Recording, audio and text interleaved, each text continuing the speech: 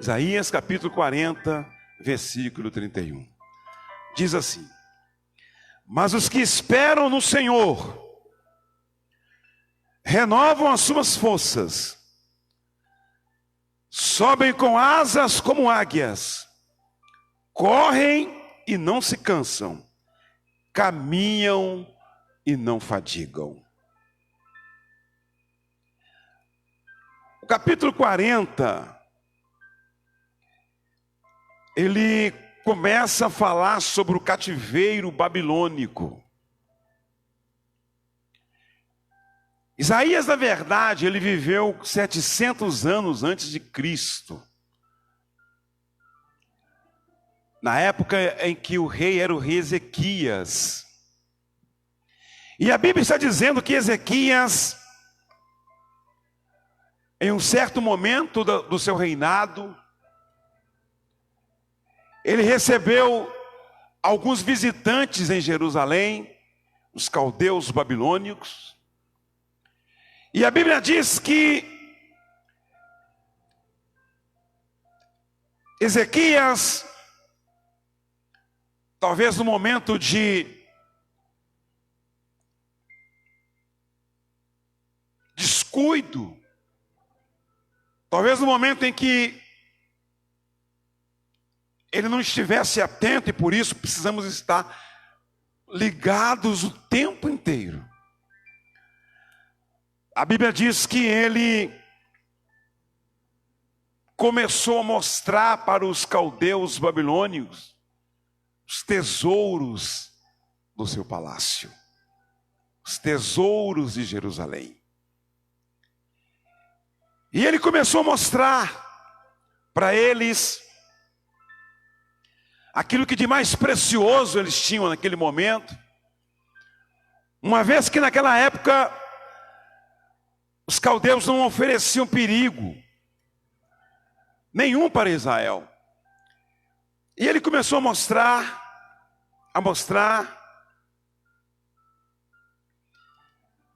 Quantas e quantas das vezes, né, irmãos, às vezes nós mostramos os tesouros da nossa vida para os outros. Existem pessoas que, quando você mostra para eles, aparentemente não parece ter perigo, mas ali nasce o ciúme, ali nasce a inveja, ali nasce o desejo de querer ter filhos iguais, ter casa igual, ter um carro igual, ter uma casa igual, ter uma família igual. Porque a inveja, ela começa exatamente nesse momento, quando o coração da pessoa vê aquilo que ele desejaria para ele. E a Bíblia diz que Ezequias começou a mostrar para os caldeus os tesouros. E ele mostrou tudo. Tudo que ele tinha no palácio ele mostrou. Tudo que ele tinha que era valioso ele mostrou. E aqui eu quero fazer uma observação. Muitos de nós, às vezes, somos muito ingênuos nessa área. Nós, às vezes, abrimos os nossos palácios, né? Abrimos a nossa intimidade, da nossa família, da nossa casa, e, às vezes, mostramos para todos sem reservas, imaginando que todos têm o mesmo coração que o nosso. E a Bíblia diz que o profeta Isaías se apresentou diante do rei Ezequias, e ele perguntou para Ezequias: Ezequias, percebi que os visitantes, que os caldeus estavam aqui, nas dependências do palácio, e eu queria te perguntar algo nesta hora, Ezequias. Rei, eu queria saber se você mostrou as coisas do palácio para eles. E Ezequias, na mesma pureza, disse: profeta, eu mostrei tudo para eles sem reservas. Eles viram tudo. Então o profeta Isaías, olhando para ele, disse assim: então veja o que o Senhor te fala nesta manhã. Veja o que o Senhor te fala nesse dia. Um dia, Os babilônicos virão e levarão tudo desta terra.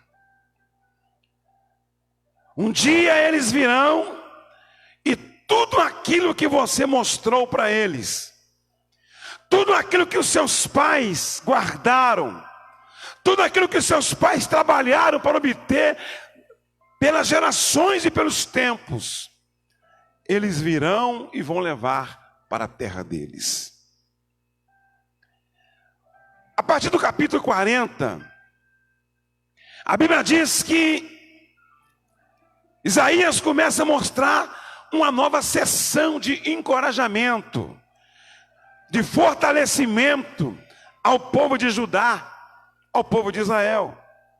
Na verdade, o capítulo 31, igreja, ele é a conclusão do que está escrito do capítulo 27 ao capítulo 31. E aqui Deus nos ensina algumas verdades que são muito importantes para a aplicação da nossa vida.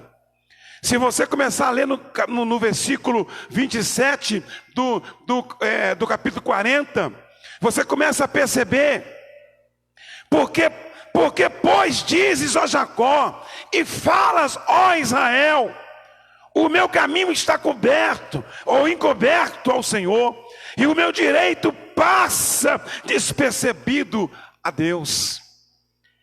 Aí você começa a perceber o povo falando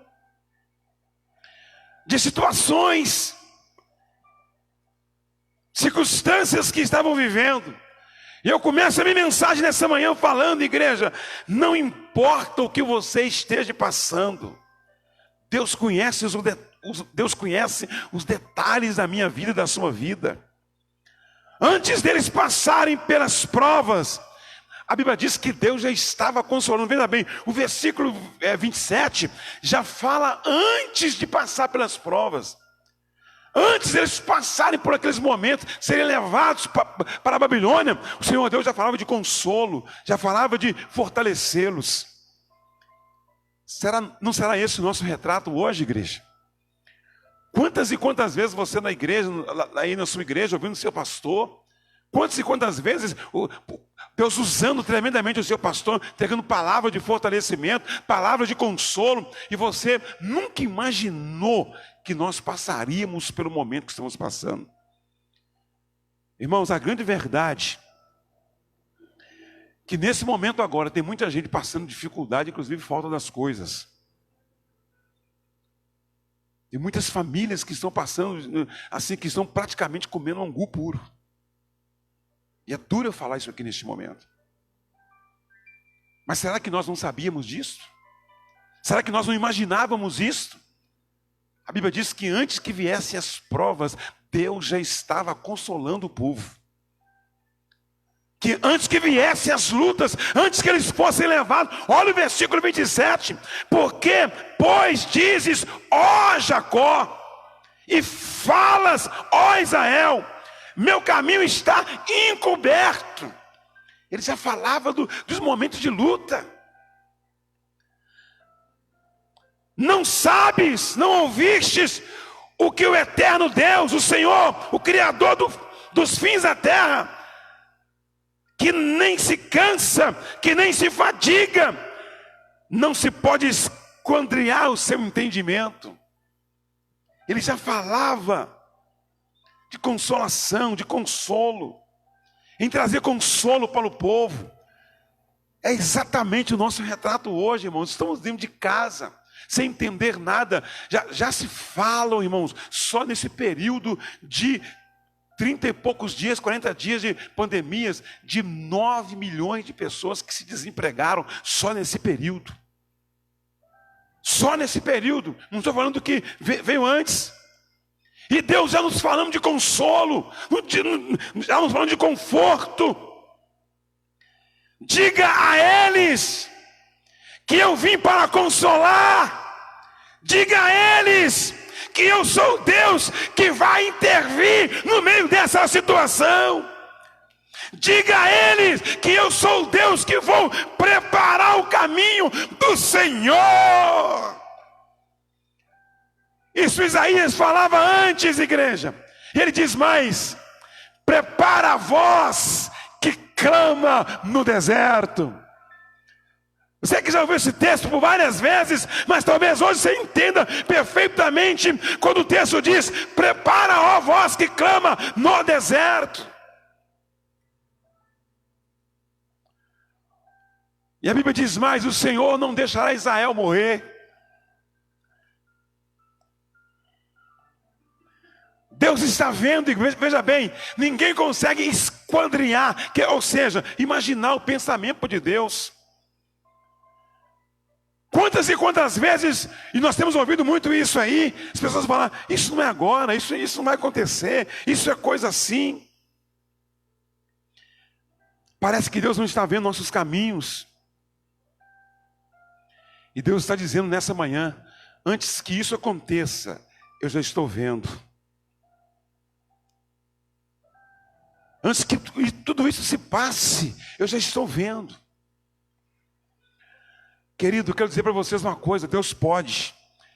Diga comigo assim: Deus pode. Mais uma vez, diga comigo: Deus pode tudo. Nós conhecemos o caráter de Deus, igreja. E às vezes nós temos que nos lembrar de algumas coisas. Tantas situações que nós já passamos, tantos momentos difíceis que nós já vivemos em nossa vida. E o Senhor Deus nos livrou deles. E o Senhor Deus nos tirou deles. Na verdade, isto é o caráter de Deus. E nós conhecemos o caráter de Deus. E a minha mensagem nessa manhã é só para lembrar vocês acerca do caráter de Deus. O Deus que pode tudo. O Deus que te livrou de muitas situações. É o Deus que vai te tirar desse momento agora. É o Deus que vai nos ajudar a caminhar e vencer esse momento de dificuldade. Veja o que o texto diz: você não viu o eterno. Ou seja, Deus, quando a palavra eterno está escrito aí na Bíblia, está dizendo de eternidade. Porque Deus é eternidade. Se você pegar do versículo 27 ao 31, ele fala: você viu o eterno. Ele fala do eterno Deus, do Deus que desde a eternidade. Você não viu. Ele não se cansa. Ele não se fadiga. Os jovens têm muita força. Os jovens têm muita resistência. Mas chegam momentos que os jovens se cansam. Chega um momento que os jovens se fadigam. Mas a Bíblia diz: os que confiam no Senhor, aleluia, os que esperam no Senhor, não se cansam, mas se renovam a cada dia. E esse é o momento de nós confiarmos em Deus. De um Deus que não se pode esquadrinhar o seu entendimento. De um Deus que não se cansa. Porque Ele é eterno. Ele é criador de todas as coisas. E muitas das vezes, diante de um momento como esse, irmãos, muitas pessoas estão dizendo assim: Deus não pode. Deus não pode. Deus não pode tirar essa situação. Deus não pode mudar a situação. Ele não se cansa, a Bíblia diz, ele não se cansa e nem se fadiga. Quando a Bíblia diz que ele não se cansa e não se fadiga, ela está dizendo que ele pode, que até mesmo os jovens que têm toda a força se cansam em um certo momento, mas Deus não se cansa. Ainda que nós estejamos cansados, ainda que estejamos fadigados, mas Ele não se cansa. De repente, o Brasil e o mundo está com medo da Babilônia. A Babilônia nesse momento se aplica aqui a esse vírus. A Babilônia se aplica aqui nessa manhã a essa pandemia mundial, a essa quebradeira mundial. Mas o Deus que nós conhecemos, o seu caráter, Ele é todo poderoso. Talvez você não saiba disso, irmãos, mas o homem demorou séculos e séculos para descobrir que a terra era redonda.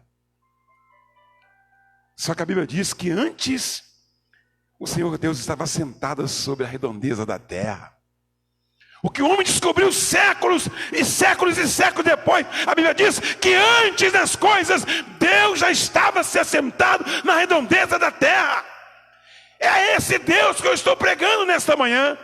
É esse Deus diante dessa pandemia que eu prego, que de repente um sopro, uma tempestade leva tudo a nada. O homem pode até pensar que é grande, igreja, e às vezes nós pensamos que somos maiores, que podemos tudo, assim como um dia Nabucodonosor pensou que era, e a Bíblia diz que de repente um sopro, uma tempestade, e ele estava pastando. De repente um vento que veio, igreja, um vírus que não veio, que ninguém sabe de onde veio, surpreendeu aqueles que se diziam mais inteligentes, mais soberanos sobre a terra, sobrenaturais, superdotados, de tal maneira que não se pôde fazer nada para imunizar, para impedir. Pessoas que se dizem importantes, e de repente um vento, de repente uma tempestade, igreja. Mas a Bíblia diz que aquele que faz sair um exército de estrela, pelas quais ele conhece todas pelo nome. Que aquele que faz sair um exército de estrelas, pelas quais ele conhece todas as estrelas pelo nome, sem esquecer de uma.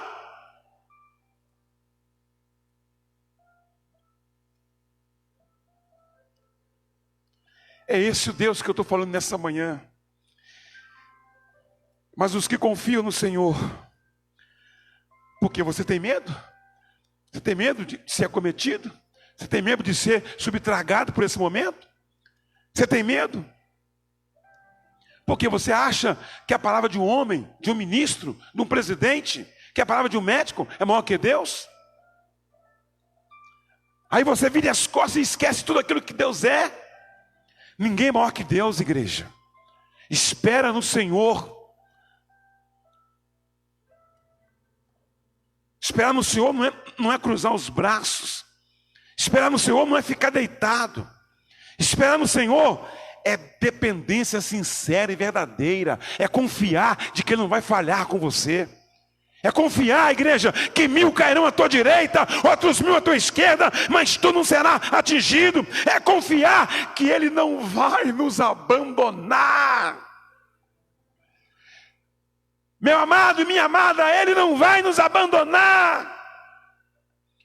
Quando é que eu obedeço a Deus? Eu obedeço a Deus é quando eu não vejo saída. Eu obedeço a Deus é quando eu não vejo solução. Eu obedeço a Deus é quando o homem diz que não.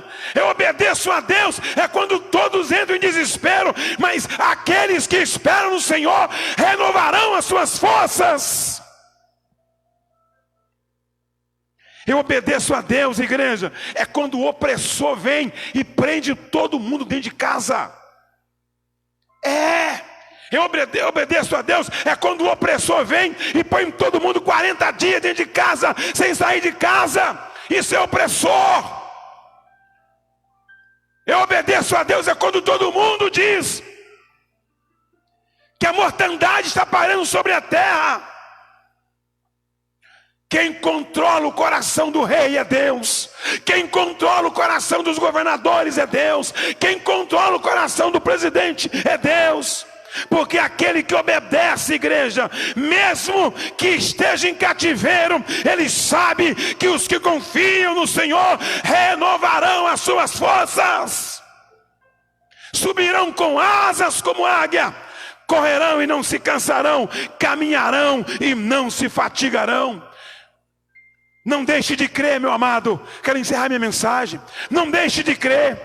Mesmo quando você não vê nada diante dos seus olhos, mesmo quando a doença está diante de você, mesmo quando o vírus está rodeando a terra, mesmo quando todos estão contra, creia, não deixe de crer. Mesmo quando todos se levantam, não deixe de crer. Mesmo quando o opressor venha, não deixe de crer. Quando tudo parece ir contra, não deixe de crer, porque os que confiam no Senhor renovarão as suas forças.